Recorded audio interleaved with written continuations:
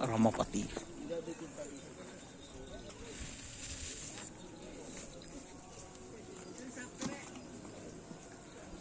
Ini guys, ada kades bangsa. Sapi yang mana ini Pak Glebun? Hah? Sapi yang mana? Wah, sapi baru keluar dari warung. Dari Pode. Sapi baru, pengocolnya baru.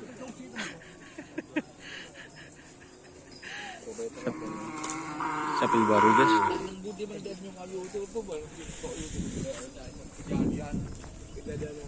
Ya, jelas lagi ya. Ya.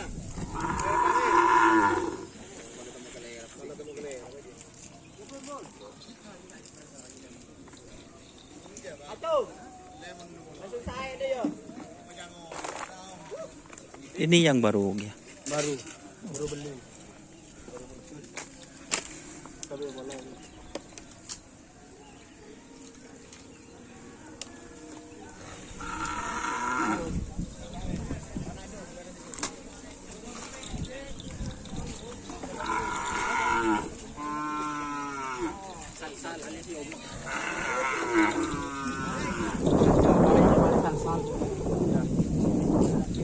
Ini door to door lintas Jawan guys, Basipul.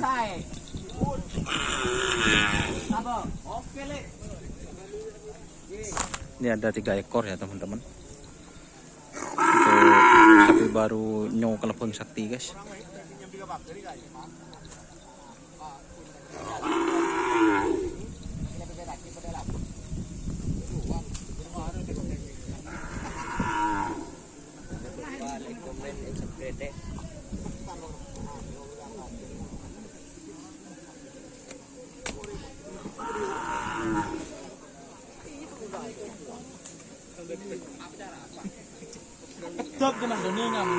Seria ketep.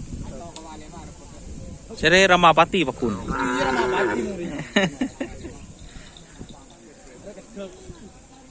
Ketep guys.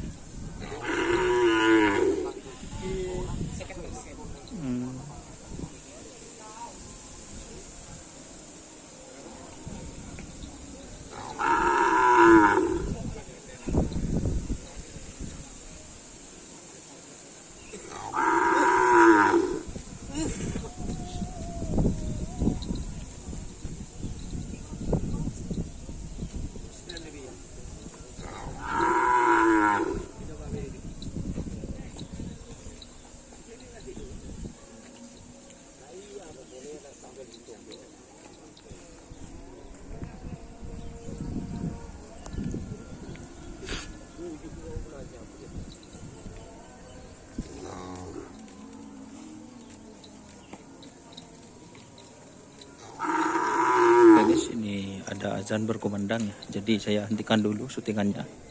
Terima kasih teman-teman yang sudah bergabung ya.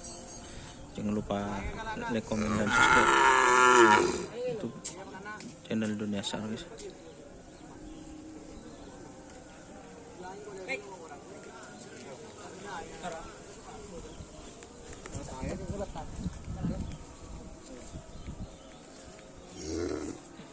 Oke. Wassalamualaikum warahmatullahi wabarakatuh.